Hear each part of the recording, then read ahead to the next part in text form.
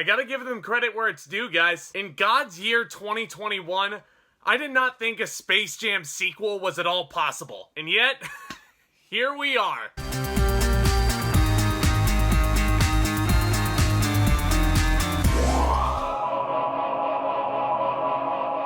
What's going on, ladies and gentlemen? Welcome back to the channel, and welcome back to yet another brand new movie review. And as per, I thank you all so much for stopping by. I really hope you enjoy your stay, because yep, this time around we're looking at Space Jam: A New Legacy, the sort of long-awaited sequel to that 1996 guilty pleasure starring the greatest of all time, Michael Jordan, as far as I see it, along with every single Looney Tunes character you can imagine. And this time around, the Toon Squad is put back together by LeBron James of the Los Angeles Lakers, who some would argue is even better than Michael Jordan ever was. And LeBron and his young son, Dom, get trapped in a digital space by a rogue named Algae Rhythm, played here by Don Cheadle. To get home safely, LeBron teams up with Bugs Bunny, Daffy Duck, and the rest of the Looney Tunes for a high-stakes basketball game against Algae Rhythm's digitized champions of the court, a powered-up roster known as the Goon Squad. I know, how clever. So let me just clear the air right now for everybody. As you can see, I own the first Space Jam movie on Blu-ray. I don't even care. This was one of my favorite things to watch growing up. As a kid, I just thought this was the coolest thing. You know, you just get the Looney Tunes and their overly obnoxious selves, as usual, kicking ass on the basketball court. And, you know, to be quite honest,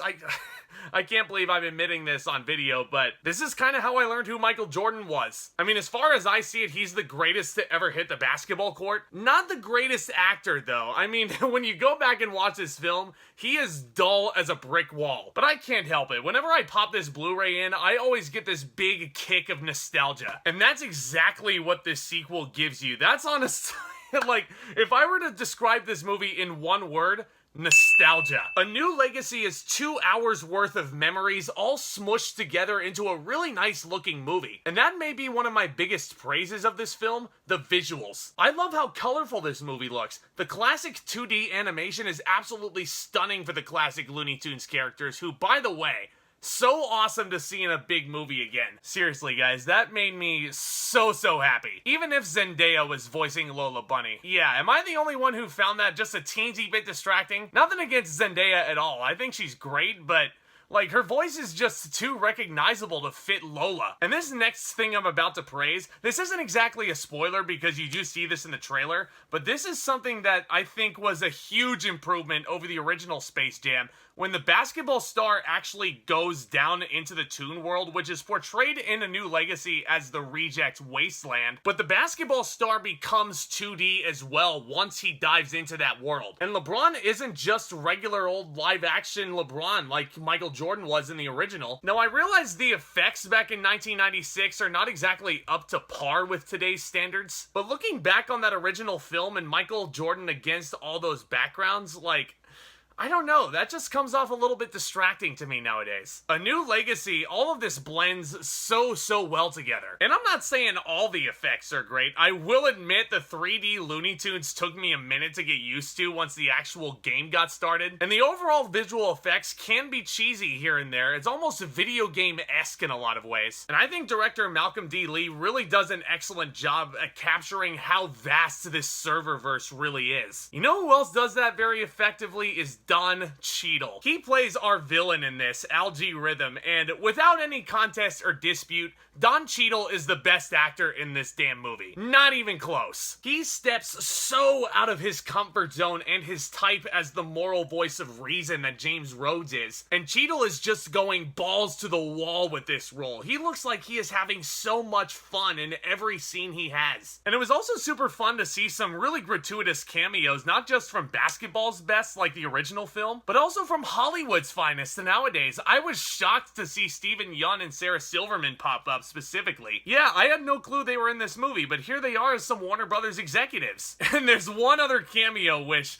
oh god, okay, I can't give this away because it'll ruin the humor and the effect it had on me, but Oh my god, I loved it. One of the funniest things I can remember seeing in a theater all year long. Now let's talk about LeBron James for a second, the star of this movie, arguably the face of the NBA right now. He was the basketball star I was most frequently hearing as the one who was attached to this project. I know a lot of my fellow Warriors fans were thinking Steph Curry, but whenever talks for this movie first started circulating, I think back in like, what, 2011? Point being, LeBron was the one I was hearing most often as the basketball star attached to this. And if I'm going into a new Space Jam movie, now, listen, I'm not expecting the athlete to be the best actor in the room. Of course not. Because LeBron James is an athlete first. And he is serviceable as an actor. But one thing, I'll give the man credit where it's due. He is certainly a lot more engaged and a lot more charismatic than Michael Jordan ever was. And I also really appreciate the connections the script had establishing with LeBron's family, especially his young son Dom, played by Cedric Joe, who looks like he was having the time of his life. And this all leads to a very sweet and emotional ending to this movie, which I dare not give away here. Speaking of, I mean, again, I can't get over this cameo that I alluded to earlier.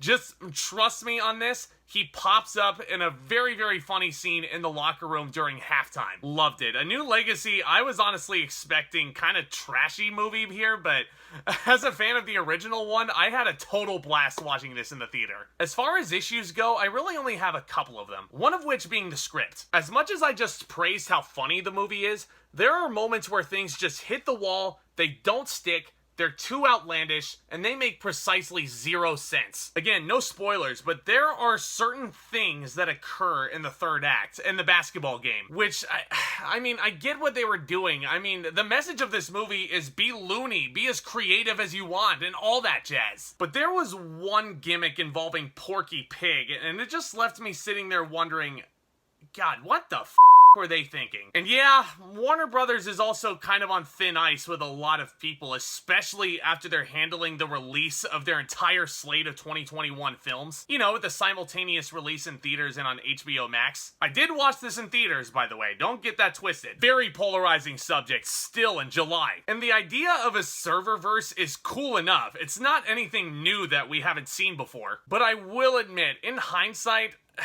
yeah, this all just feels like a gigantic love letter that Warner Brothers wrote to themselves. There are points where you see animated LeBron flying past all these different planet-like gimmicks with the Harry Potter realm, and you see the Game of Thrones realm. King Kong is sitting there in the audience for the game itself. And yeah, sometimes this could be played for a joke and it'd be funny. But what I'm saying is there's a certain shelf life on self-appreciating references. After a while, I kind of got sick of it and I was like, okay, I get it, Warner Brothers. You own all this cool shit. Stop rubbing it in our faces. But messy script and too many pop culture references aside, Space Jam: A New Legacy was still a damn fun time, and I'm super happy to say that. I was really worried going into this, and I'm definitely looking forward to watching it again. I think kids nowadays, and adults like me who grew up with the original film back in the day, those people especially are going to find a lot to love with A New Legacy. And I definitely recommend checking it out. I'm going to give Space Jam: A New Legacy a B-. So moral of the story, is Space Jam 2 going to be considered the movie of the year? Absolutely not. But as always, this is just one guy's opinion. What did you guys think of Space Jam 2? Do you agree with me? Do you not? Do you prefer the original film over A New Legacy? And I'm also curious, what is your guys' favorite nostalgic sports movie from the 90s? As you guys know, I love making these videos and starting the discussion about cinema and all things entertainment with you guys. So be sure to continue that discussion down in the comments, shall we? Let's have a fun time down there. And if you guys enjoyed this video today, if you had fun watching it and you guys want to keep up to date with all my new content coming out very soon, definitely consider hitting that subscribe button down below as hard as you possibly can. It is completely free. It would really, really help us out immensely. And you know what'll also be helpful is hitting that thumbs up button down below. That's also extremely, extremely beneficial in getting the content out there to people. And as always, guys, look out for more exciting content hitting the channel very, very soon. You guys are the best. And with all that being said, back talk, commence.